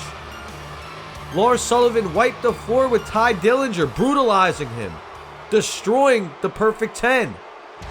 And it was all from what Heyman said it was Jeff Hardy's fault. It was all Jeff Hardy's fault that Heath Slater and Ty Dillinger were injured, but I don't know if I quite agree with that. I agree with what I agree with is I feel like that was Lars Sullivan and Paul Heyman being a sore loser. Jeff Hardy picked up the win. Like I said, it was a non-title match, but now the stakes are even higher because they go one-on-one, and this time it is for the United States Championship. And when you look at your United States champion Jeff Hardy, you got to think he's got a big task in front of him. A big task, a super big task. Like, Lars Sullivan is a monster in that ring, and Jeff Hardy, you know, he's been known to take down some pretty big people. The athleticism of Jeff Hardy, it's parallel to none. As you see, that United States Championship around his waist, you know he is not a slouch. You know he wants to defend that championship, and he wants to defend it against all challengers. Well, tonight, he has a big challenge ahead of him. And like I said, with Paul Heyman managing Lars Sullivan, that just kind of makes it that much more difficult. Lars Sullivan looks focused. I mean, they don't call him the Freak for nothing. He could hit you with one freak accident, and that could very well be it. That could be the end of the match. I mean, it's a devastating move. This match has got high stakes written all over it. The build was crazy. I'm actually just as pumped for this match as I was for Goldust and Velveteen Dream. And this is a match that I've been waiting for besides the main event. I mean, there is only one other match that you could have headlined right before the main event, and it is this one right here. Jeff Hardy looking at that United States Championship, and it could very well be for the very last time. You know, Jeff Hardy won it back at Night of Champions in that tournament. He defeated Adam Cole in the finals. Never count out Adam Cole. Like I said, he had just had a match with Ty Dillinger last week. He came up victorious on a roll-up while Ty Dillinger was distracted as Lars Sullivan was making his way out to the ring. And Adam Cole could still be in the picture for a title shot. But the idea is, who would he be facing? Lars Sullivan or Jeff Hardy, as Jeff Hardy runs into the ropes and Lars Sullivan just pushes him off. The strength of Lars Sullivan, and Lars Sullivan with a freak accident already. This match could be over just moments into it. Oh my God. 2. And no, Jeff Hardy kicks out. Oh my God. Talk about the resiliency of Jeff Hardy here tonight. Lars Sullivan hit the freak accident early. And now I think he's a little bit disturbed that Jeff Hardy just kicked out and he begins to pummel him. Lars Sullivan already in control of this match, and that's something that Jeff Hardy does not want. You do not want to let Lars Sullivan stay in control of this match, people. And Lars Sullivan just pounding away at Jeff Hardy. And oh my God, brutally ragdolling him across the ring. And just feeding into that crowd. You know that crowd does not want to see him walk away as United States Champion. And I couldn't blame him. I mean, what? Jeff Hardy with a nice counter. And Jeff Hardy with a huge kick to the face. A nice little heel kick. But yeah, go back to what I was saying. I don't think they want to see Lars Sullivan as champion. And I won't blame him, because Lars Sullivan, imagine the Freak holding that title. Who would you put against him? Who would be able to stop him? As Jeff Hardy goes to the top rope. And Jeff Hardy went for a moonsault. Lars Sullivan rolled, but no, he connected on the moonsault. 2. And no, Lars Sullivan kicks out. It was almost over. I don't know how he kept the Freak down that long, but he did. He was trying to roll away from the moonsault, but Jeff Hardy, really clever, landed on his feet and hit a standing moonsault. And now, once again, Lars Sullivan back on the attack, just brutalizing the United States Champion. Shot after shot. This man is just laying in to Jeff Hardy. And Hardy better do something, because the more attack that Hardy takes, I mean, that resiliency is not going to hold up for long. As you see Lars Sullivan just having his way. And Lars Sullivan Wait, Jeff Hardy, back body drop over the ropes. Lars Sullivan is out. Heyman's going to check on him. And Jeff Hardy, what's he doing? No, Jeff Hardy, oh my God. Jeff Hardy takes flight, springboard over the ropes. Beautiful maneuver by Jeff Hardy, and he is back into this match. And wait, no, Lars Sullivan, Jeff Hardy went for a strike there, but Lars Sullivan countered. And now what is going through the mind of the Freak is he's got Jeff Hardy up against the barricade. And oh my God, a huge Uranagi slam up against the barricade on Hardy. And now Lars Sullivan just sending Jeff Hardy back into the ring. And a huge boot to the side of the face of Jeff as Sullivan gets back into the ring. Like I said, Hardy's got to be careful. He was already hit with one freak accident earlier in the match. And a huge power slam from Lars Sullivan takes Hardy down. Hardy is on the canvas one more time. He's got to be very careful. Right now, Lars Sullivan is completely showing his dominance in this match. Jeff Hardy had that nice springboard, well, not even springboard, but that nice clear over the ropes. That was a nice, beautiful spot for Hardy. But he didn't take over, he didn't capitalize on it. Lars Sullivan is still in the driver's seat of this match. And wait, Jeff Hardy with a counter. Jeff Hardy trying to get that momentum going, as I was just talking about. He needs to. And Jeff Hardy up against the ropes. And a huge drive-by drop kick from Jeff Hardy. The charismatic enigma is what they call him. And as you can see, he's getting this crowd hype. And a huge drop kick to the knee on Lars Sullivan. That would be a smart strategy right now for Jeff Hardy. If Hardy was smart, and I think that's exactly what he's looking for there, Jeff Hardy needs to take out the legs of the big man. And a huge foot trap DDT. He needs to take out the legs of Lars Sullivan. He needs to stop Lars Sullivan. He needs to keep him grounded. A huge jawbreaker from Jeff Hardy. If you can keep the big man grounded, your chances of winning just double tremendously. And no, Jeff Hardy went for that pinfall, not successful. And Jeff Hardy keeping himself in the driver's seat, keeping that momentum up, keeping that pace going. He's trying to get back into this match. Lars Sullivan was brutalizing him in the beginning. And it looks like Jeff Hardy is going to take flight. And Jeff Hardy with a huge leg drop, but no water in the pool. And Lars Sullivan answers back with a huge headbutt. It sends Hardy crawling into the corner. I'll tell you what, that's a place you do not want to be with the Freak. As he continues to pummel him, just shot after shot, blow after blow. I'll tell you what, they are some heavy strikes. And he just ragdolls Jeff Hardy once again. Lars Sullivan, man, definitely a freak of nature. As he's got that hook. Oh my God, slamming Jeff Hardy brutally down to the canvas. He had the full Nelson locked in, a full Nelson slam. And now once again, just getting the heat, drawing the heat from this crowd here in Atlanta, Georgia, as he waits for Hardy to get to his feet. And Jeff Hardy just got his leg taken out by Lars Sullivan. What's Sully thinking here? Are we going to see another huge power slam from Lars Sullivan? And yes, we do. Another huge power slam sends Jeff Hardy down. I don't know how to call this. I mean, Lars Sullivan is manhandling Jeff Hardy. 1, 2, and no, Jeff Hardy barely kicks out. We almost had a new champion. For the little spots that Jeff Hardy has been getting in this match, they are few and far between. He needs to reroute his strategy because right now this match has been all Lars Sullivan. And Jeff Hardy starting to fight back once again, trying to chop the tree down. And he sends Sullivan into the corner, and a huge splash in the corner on Lars Sullivan. The big man is down, and Jeff Hardy trying to keep pushing. And now with Lars Sullivan in the corner, what is Jeff Hardy thinking? Jeff Hardy's got that hand. Jeff Hardy springs off the ropes. And a huge drop kick from Jeff Hardy that could have turned the tide in this match. Jeff Hardy starting to come alive. This crowd in Atlanta, Georgia is starting to come alive. And now Jeff Hardy with a leg drop across the groin of Lars Sullivan. That trademark that Jeff Hardy made famous, and now a drop kick to the back. And now what's Jeff Hardy thinking? He's starting to slow down here. That damage could really be coming into play. That damage they took at the hands of Lars earlier in the match. And Lars Sullivan gets hit with a huge leg drop. And Jeff Hardy's got the pin, leg hook.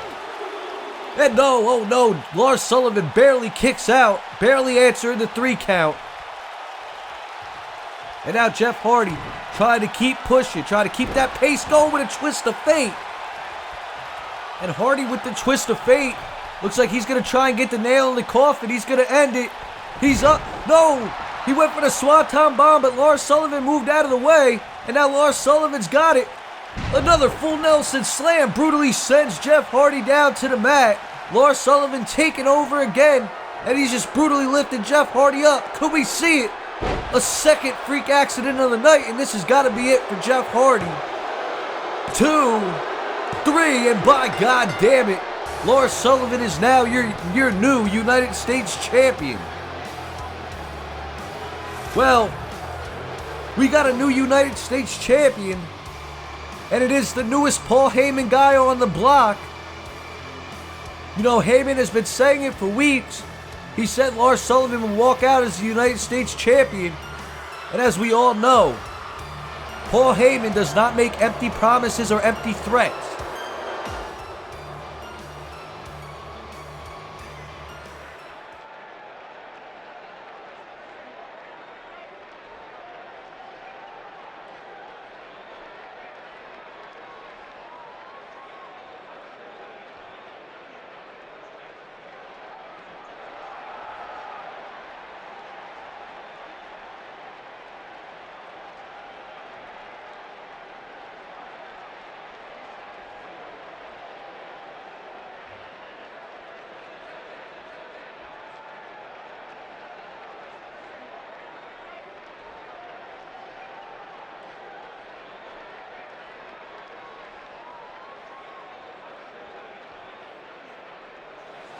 Well, ladies and gentlemen, you already know what time it is here in Atlanta.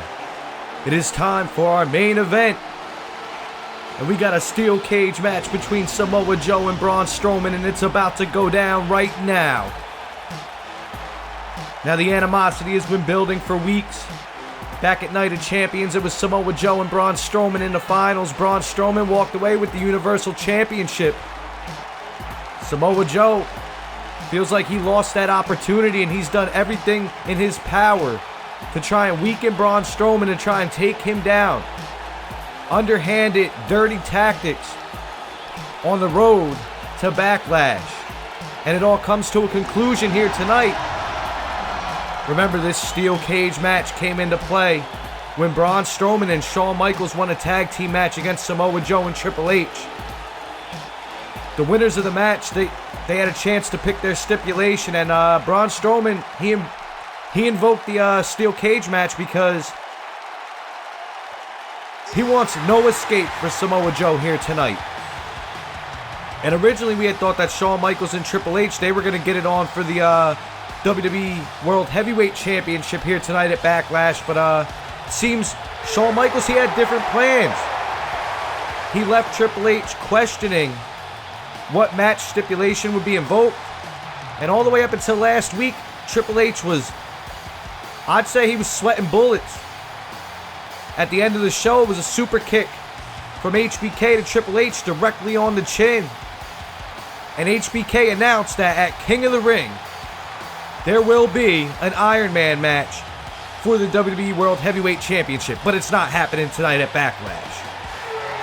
Tonight, we will see the Monster Among Men go one-on-one with the Destroyer inside a steel cage for our main event. And I'll tell you what, I'm pumped because this match right here, it's going to be nothing short of a destructive brawl. As you know, like I said, Samoa Joe, he really wanted that title. For weeks, he was attacking Braun Strowman. He even choked Braun Strowman out inside the ring a couple of weeks ago on Raw. And who could forget, just last week, the two men went face to face, blow for blow, fighting through the crowd. Even out of the arena, as it was confirmed, out into the parking lot. But that's what it's all about right there, that Universal Championship that Braun Strowman is holding up. Will the Monster Among Men be victorious tonight?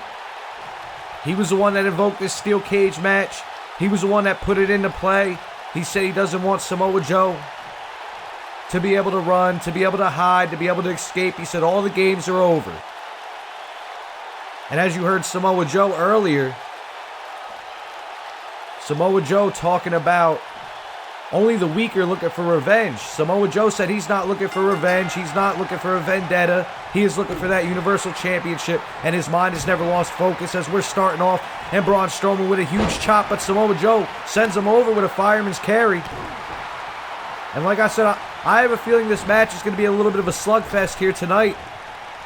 Both men stalemate right there, and Samoa Joe sends Braun Strowman into the corner, but no, Braun Strowman uses them knees to block it. And now Samoa Joe, huge Russian leg sweep by Samoa Joe. And now Joe's got the big man down as he works the arm. And what's Samoa Joe doing? Samoa Joe looks like he's trying to get out of here. He's trying to climb out of the cage. But remember, you cannot win by this. Braun Strowman made it a point. You have to win by pinfall and submission. And here goes Strowman stopping Joe. Joe on the cage, and Braun Strowman just slamming his leg into the cage. And he sends Samoa Joe back down to the canvas. It looked like Joe was trying to escape.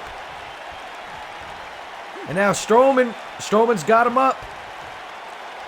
And, oh no, Strowman just using that cage.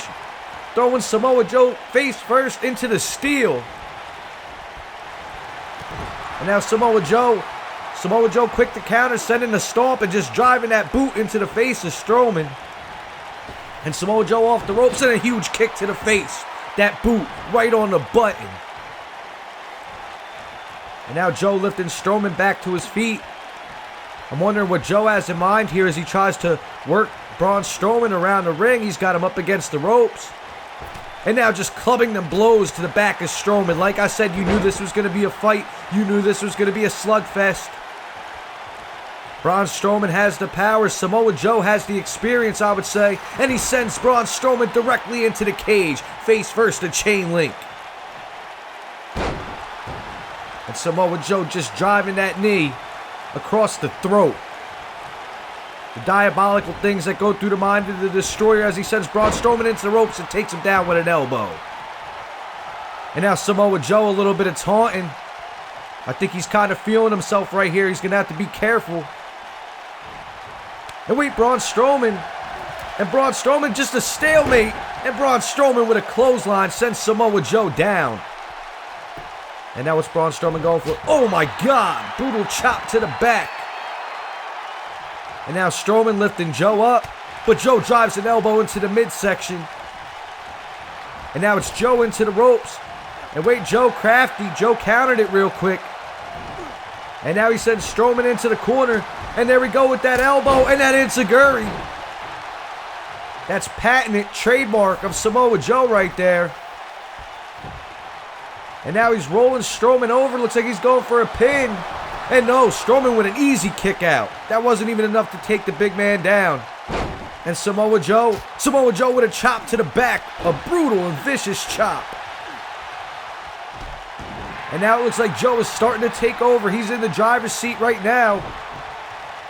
Strowman trying to get back to his feet, and Strowman rolls out of the way. And Strowman with another clothesline directly across the throat. And now Strowman, he's got him up. And no, come on. Oh my God, and once again, Strowman uses that steel cage. Strowman all over that steel cage usage right now. He wants to make Samoa Joe suffer. As he kicks him, he's got him locked up. And look at him just holding him. Look at that power of Braun Strowman right there. And he sends Samoa Joe down. And now Braun Strowman definitely back in the driver's seat. He's picking Samoa Joe up, and what's he going for here? Trying to take control. And he's putting Samoa Joe up against them ropes. And now it's Braun Strowman's turn for a little bit of payback with them clubbing blows to the back. You know Strowman hits hard. The power of Braun Strowman. They do not call him the Monster Among Men for anything. And now he's got that wrist locked on Samoa Joe. But Samoa Joe with a quick counter. And Samoa Joe sent Strowman into ropes. Looks like he was going for it again, but no, Strowman blocks it with the knees. And Joe quick to counter back as he gets that pin in. 2, and no, Braun Strowman kicks out. Early kick out by Strowman. And now Joe it looks like Joe's trying to escape again. I don't get it. You cannot win by escaping. Samoa Joe knows that. That's why Braun Strowman put the cage around the ring. And now, once again, it's Braun Strowman sending Samoa Joe back into the ring. And now Strowman just firing them shots, a barrage of blows directly to the forehead of Samoa Joe. And Samoa Joe tripping the leg for a counter. And now Joe into the ropes. What's he go for? And a huge senton by Joe. This match has been back and forth so far, back and forth. And now it's Braun Strowman taking the advantage again, holding the steering wheel in the driver's seat. And he's got that wrist lock in. And Samoa Joe drives an elbow directly into the cheek. And now Strowman back into the corner. And once again, Samoa Joe went for that enziguri combo, but no, Braun Strowman once again blocked it off. And what's he going for here? It looks like he's going to use the cage again, and he does. Samoa Joe face first directly into the cage, and I have a feeling Braun Strowman is not done as he sends Samoa Joe back into the cage. To me, it looks like Strowman is trying to bust open the Destroyer here. Easy counter by Joe right there. Nice and quick as he sends Strowman over, and now he's got that wrist lock, and no, Strowman just hit him with an elbow. Back and forth counters, but Braun Strowman, it looks like Braun Strowman has busted open Samoa Joe with that vicious elbow. You got to think that usage of the cage definitely had a factor in it. And now a kick out by Braun Strowman. It has Samoa Joe furious. Samoa Joe in disbelief, but you know damn well it's going to take a lot more than that to keep Braun Strowman down. Braun Strowman quick off the counter, and now Strowman with a kick of his own. He's got them double underhooks locked in, and once again it looks like he's going for that stalling suplex. Just that tremendous power by Braun Strowman. And now Strowman like a vicious pit bull, like a lion, like a hyena. He notices that wound and he's going directly for it. He's like a shark that smells blood. And now he's telling Joe to get to his feet. Joe standing up a little bit groggy from the blood loss. And it looks like Strowman's going for it right here with that running power slam. Samoa Joe could be out of it. This could be it. It could be all over. Braun Strowman with the power slam. And now Strowman hooking the leg, looking for that pin. This could be it, ladies and gentlemen. This could be, and oh no, Samoa Joe finds a way to kick out. Somehow he digs down deep. And once again, Braun Strowman going back to them clubbing blows. And now Strowman sending Samoa Joe back into the cage. Strowman has been vicious this whole match. Strowman completely diabolical. He said he wanted Samoa Joe in this cage, and I'll tell you what, Braun Strowman is looking like an animal right now. Wait, Samoa Joe with the counter. And now Samoa Joe with that STO. And these fans really reeling. These fans excited right here in Atlanta, Georgia, as Samoa Joe takes over, and Samoa Joe into the ropes, and another huge senton from Samoa Joe. Back and forth. I'm telling you, this match has been crazy. As Strowman is back in the corner, and what's Joe looking for here? Joe putting him up against the turnbuckles. And now Samoa Joe with a huge kick, and he sends him down. Samoa Joe trying to get back into the driver's seat. Samoa Joe is trying to turn the tide. But I don't know if Samoa Joe could turn the tide. He's lost a lot of blood, but a huge DDT from Samoa Joe sends Strowman down. And Strowman looks like he could be hurt. Like I said, make no mistake about it. Samoa Joe has lost a lot of blood already. Strowman, courtesy of Strowman sending him into the cage, and the vicious elbows and them hammering shots as Strowman is calling Samoa Joe to his feet again. And what's Strowman going for here? Samoa Joe counters it. Back body drop by Joe. And now it's Joe's turn. He's calling Strowman to his feet. Braun standing up. And what's Samoa Joe looking for? Samoa Joe with the Uranagi. And now Strowman looks like he could be out of it. Samoa Joe might have this one in the bag. He smells it. He's feeling it. Samoa Joe is feeling it. And Samoa Joe's got it. Samoa Joe's locking it in right now. Samoa Joe with the coquina clutch. Samoa Joe has the coquina clutch locked in. And no, Strowman fighting out of it. Strowman, the power of Strowman. Samoa Joe could not keep it locked in. And now a huge blow, once again, directly on that wound of Samoa Joe as the blood continues to flow.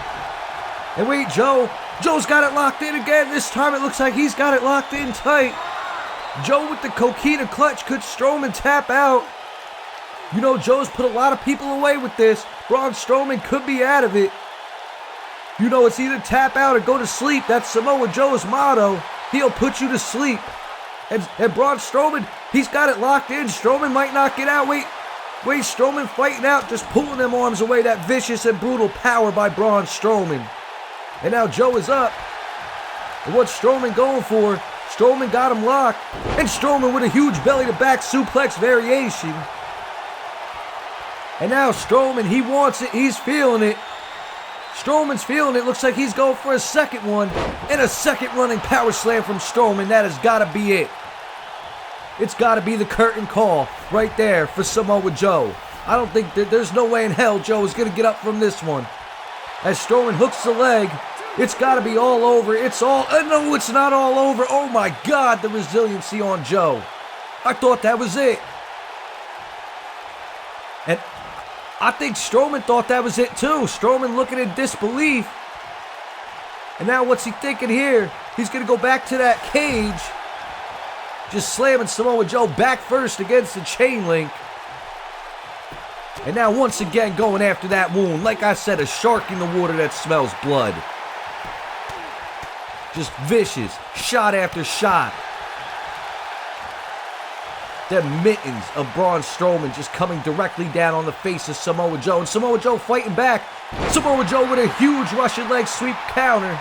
And he needed that. It looks like he's going for it a third time. Another senton bomb. Another running senton by Samoa Joe. And now Joe looking at Strowman. This has been brutal right now. A reverse DDT by Samoa Joe sends Strowman down. This has been brutal. And they're hyped up and Samoa Joe is calling for it. He's feeling it. Could we be seeing another coquina clutch? No, it looks like, oh my God, the power of Joe with a power bomb. And he's got it bridged for the pin. And oh no, Strowman kicked out, but wait, Joe's got it locked in. Joe turned it into the crab. We have seen this by Samoa Joe before. Samoa Joe's got the crab locked in off that powerbomb bridge. And no, Braun Strowman fights out of it. The monster among men is still in the match. Now what's Joe thinking? Joe is thinking, what's he got to do to keep this match in his favor? As he once again, a big boot to the face of Braun Strowman. And now Samoa Joe could be taking this match over. He's got Strowman in the corner. And wait, Strowman fighting out of it. Strowman fighting out of it right here. And Strowman with a huge blow back to that wound once again. The assault of Strowman in this match has been crazy. And now he sends Joe down. Lifting Joe back to his feet. And I'm wondering what Strowman's thinking here. Strowman taking a little bit of a breather real quick. And he's putting Joe up on the top rope. Could we be seeing it? I thought we were going to see a superplex. You know Braun Strowman is famous for that, the big guy. And wait, Samoa Joe fighting back. He's slugging them fists. He's throwing them. And wait, no, Braun Strowman fights out of it. And Braun Strowman with a huge spine buster on Samoa Joe. Oh my God. This match has been brutal and Braun Strowman is just getting fired up. And Braun Strowman lifted Joe to his feet. And what's Strowman thinking? As Strowman putting Joe up against the ropes again. And Strowman's got him up. He's going to use that cage again. No. Holy shit. Oh my God. Braun Strowman has just sent Samoa Joe through the cage. And this crowd, they are on their feet. Oh my God, he just broke that steel cage. Holy shit. Unbelievable. I cannot believe what we just seen. Samoa Joe directly through the cage, and Braun Strowman is not done. Strowman's got Joe on the ramp, and I guess the referee is going to call it out here. Samoa Joe could be done for. Braun Strowman's got him up in a huge running power slam on the ramp. Oh my God, Samoa Joe has been destroyed. There is no way in hell he's kicking out of that. No way. And Braun Strowman, he retains your WWE Universal Championship. What a hell of a battle we have just seen here at Backlash. One hell of a main event. And there you see it. Still your Universal Champion, Braun Strowman. These two went through a war here tonight, ladies and gentlemen. But in the end, the monster among men is still the top dog here on the Red Brand. Well, ladies and gentlemen, I'd like to thank you for joining me.